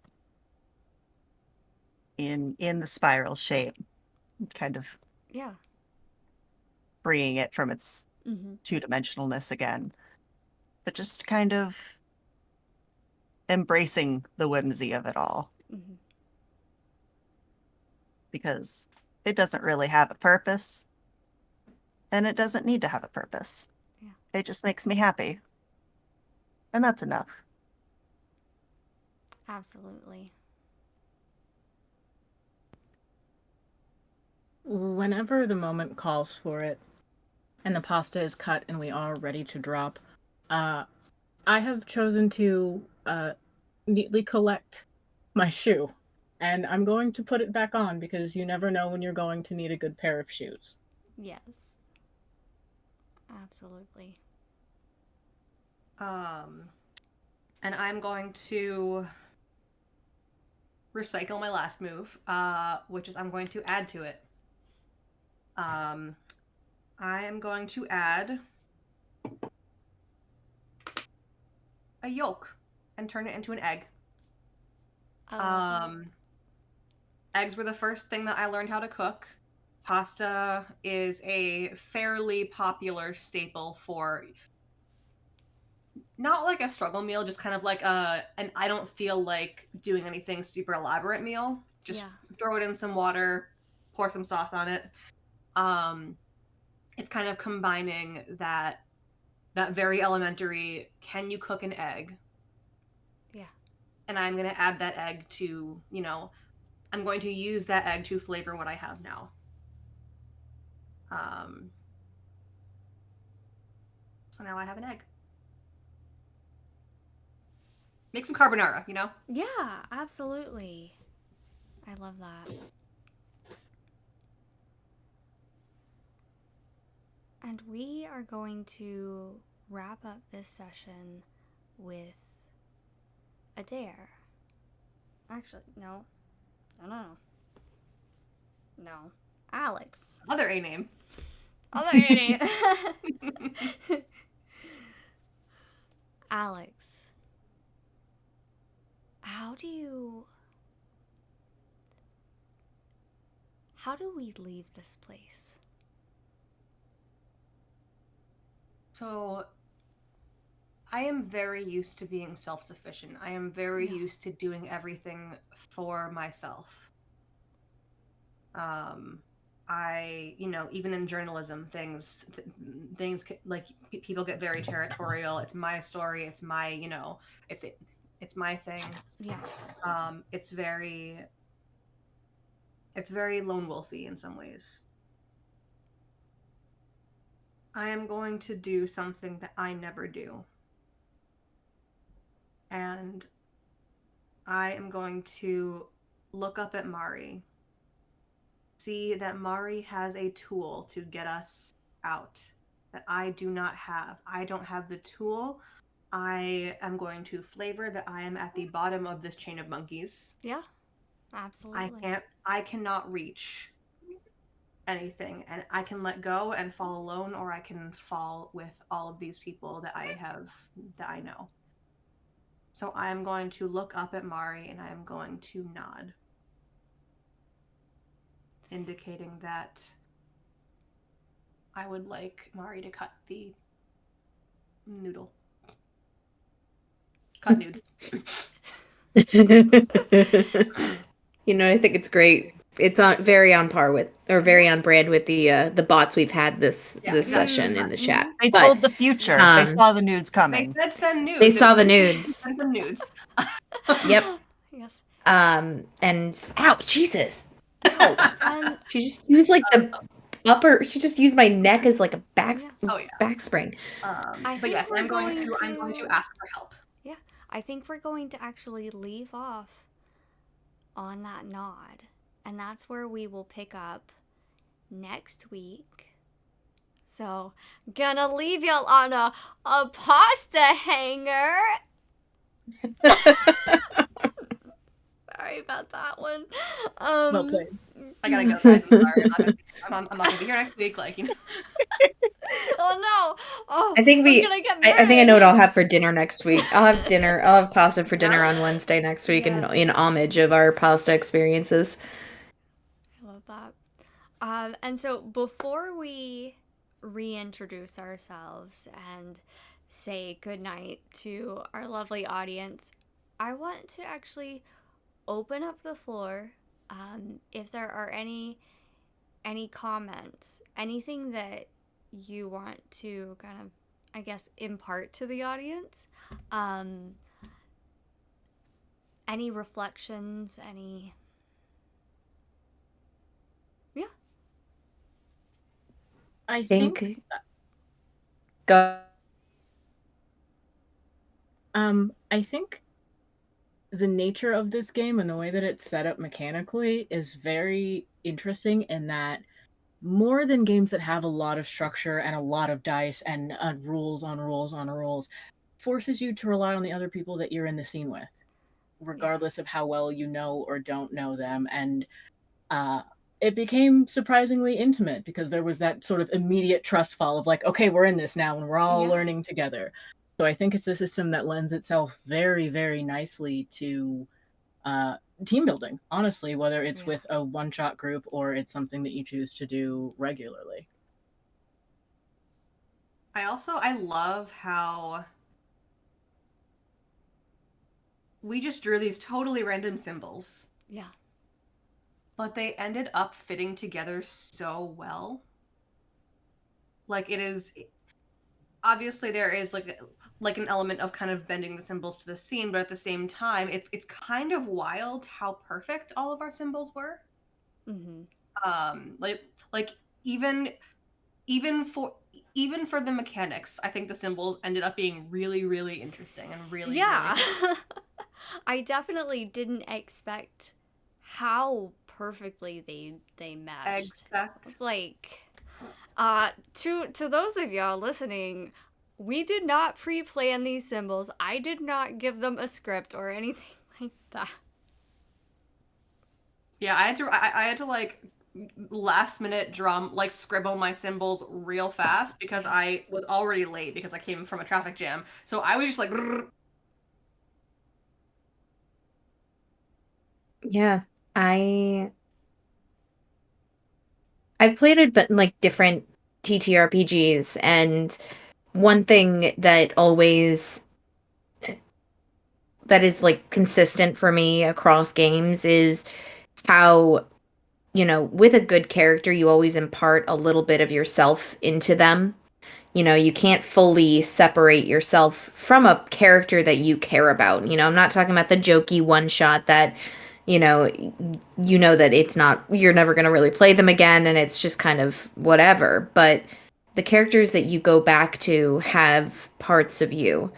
And I think this game really lends to building that part up in your character, it was already said about, doing this as a one shot or as a almost team building thing as a pre-campaign exercise. I think this is a really good way not just to grow the team, but to grow the connection with the character because you have to think you're faced with these questions at the same time your character is, and you have in that moment how much of their reaction is going to be your reaction. How much of what they say is embedded in your experience. And at least the way we're playing it right now, we're playing it under the understanding of we're exploring femininity and what the idea of being a feminine presenting person in this world can look like to different people. So for all of us, that aspect of who we are is going to come through our experiences. But I just think it's a really great exercise in understanding the deeper psyche of a character beyond, that big trauma moment that everybody writes in their backstories. That one big trauma moment can be a really good jumping point, but as we've already talked about, like those things ripple. Those little things come up and they make an even bigger impact on who we are as people and how we go through life and how we view ourselves. And I think that's the beauty of this game so far is just you don't realize until you're in it how deep it's going to get. Something confessional about it that I really like. Mm-hmm. Yeah. We had some heartstrings today, y'all. It's confessional, but it's also every next step is built off of what the other people in this are doing. Yeah. Like some symbols don't make sense until the person before you has explained theirs and introduces an opening for you, or the trend of the questions leads you in a new path. It's introspective, but in the sense that everyone is looking into their own mirrors, and you're also being able to get a glimpse of each other's mirrors as well. Yeah. All in all, Sadie, it's a really good game. You did an amazing job building this. It is absolutely Here, incredible. here. And like I know the rules did kind of specify like in general our symbols would be interpreted by the GM. I found it really awesome that we ended up kind of flavoring them ourselves as well. Yeah. I found that to be a really, really interesting way of kind of like building off of each other. Yeah. I'll actually kind of shed some light on that. I thought it would be more interesting if the players did interpret those symbols and add to the scene in that way. But whenever I wrote out the rules, I didn't know y'all yet. And I didn't know for sure if y'all would jump into that. And so I wrote it the way I wrote it so that I could support where I needed to, but y'all just took it and ran with it, and I love that, and I'm so grateful for that. I think it could be either. It could be up to the group. Like obviously this group is very heavy on like the improv and the ability to kind of build off of each other. I think we play off of each other very well. But also it's nice to have that little accessible feature of maybe someone that doesn't necessarily have, for example, the I don't know, oh crap, what's it called? Thing where you can't really envision things. Oh, is it Yeah, Aphantasia? Fantasia, yes, Yeah. yes. aphantasia. Yeah. Yeah. Like it could easily be an accessibility tool, even just to be like, hey, if if you have trouble visualizing this, if you have trouble conceptualizing it, the GM can do it for you, but you can if you want to, and it's really awesome that we all did. And I just really enjoyed seeing everyone's interpretations of their symbols. Yeah. Likewise. All right. Let's go ahead and go around, reintroduce ourselves. Let us know where we can find you. What are you doing in the space? Like what do you have going on?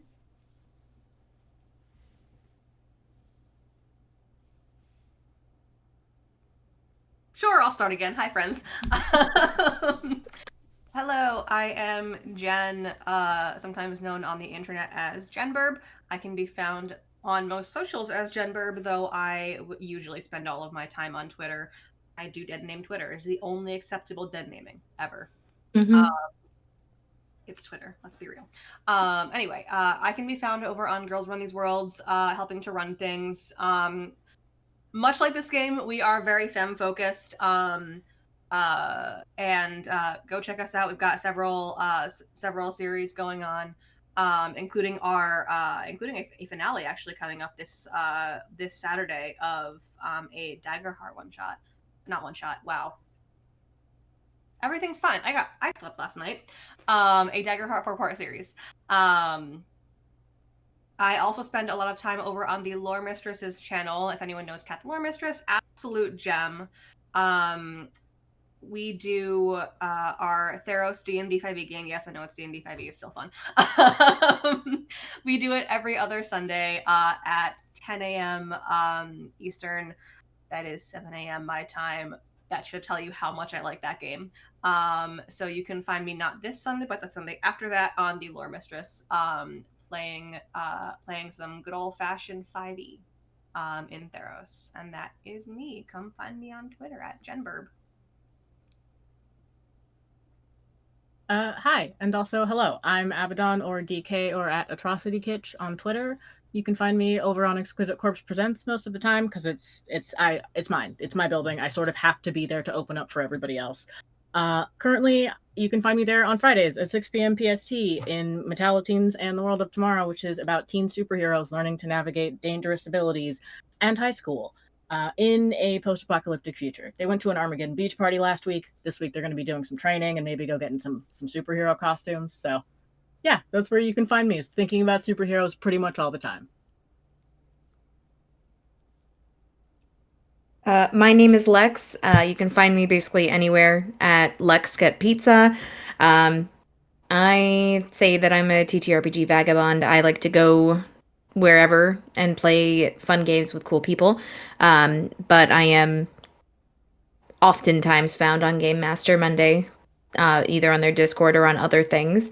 I will also be in a Candela Obscura game later and part of other games here and there. So yeah, just easiest way to find out where I'm gonna be is follow me on Threads. I don't really post on Twitter all that often because of Twitter. Um, but Threads or on Instagram, and I'll be there. I am Wraith. You can find me mostly on Twitter under Slender Noia. You can also find me on Exquisite Corpse because I live there and I'm dating the owner. So I'm normally behind the scenes a lot, but I play in a couple of our stuff, and I can really be found anywhere. I like to pop in places as often as I can. Um, Outside of that, I just announced the soon to be opening of my own little uh, laser design shop. Right now, I have a bunch of earring designs that I just debuted. My Etsy's not open yet because Etsy doesn't think I'm a human being. So I'm fighting with them. But once I can prove that I am in fact a person, uh, then I'm going to be able to be selling my stuff. So if you want cool earrings like this, or Ooh, the one those that I'm are wearing, cool. which is a Ooh. little lantern, come, or just all sorts of eclectic shit like that. I'm gonna make whatever I feel like, because that's the glory of owning a laser cutter. Is it's expensive, but I can make whatever the fuck I want to wear. And I have eclectic taste. So if you have a eclectic taste, come hang out with me and maybe buy some cool things so I can justify having a laser cutter. That is such a mood. I thought about getting one time. I'm glad I didn't. I have too many hobbies. Listen, But it's so those are expensive, but so it's cool. so One more cool. hobby though. Like you already have a bunch. Like Yeah. It's like if you have 5 cats, is a sixth one even noticeable? Listen, you buy it and you make your own things. You want to make shelves? You can make your own shelves. Then It's you don't an have to buy them on investment. Amazon. well shit, now I want to make my own shelves. See, Anyway. my thought would be go and get wood and hammer shelves, not get a laser cutter. Personally, Yeah. it wouldn't have even been my first thought, but that's I don't want to everybody's have to own. deal with like a saw. I can't be trusted with a saw, but I can be entrusted with a high-powered laser that's trapped in a box. See, my gay audacity is believing I can do anything, hurting myself, and still thinking I can do it again. Mhm. Yeah. All right, My folks. focus is looking and being like, I can do that. I'm Sadie. I've been your not so humble game master. I try to keep myself a little humble. Anyway, you can find me here next week with these lovely folks. You can also find me all over the internet at Oakleaf Insignia. Currently, I am working on putting everything together to run a backer kit campaign where I am expanding my Fortune Favors dice game. So that is going to be launching sometime in spring of 2025. There's a teaser page floating around somewhere, so go follow that. And it was lovely hanging out with you guys. It was lovely hanging out and experiencing all the feels of whatever this life is that we have. Anyway, y'all have a good night. Try to drink some water, rest, and don't overanalyze your life and existence. But we will, and we will be here next week to do that. Love y'all.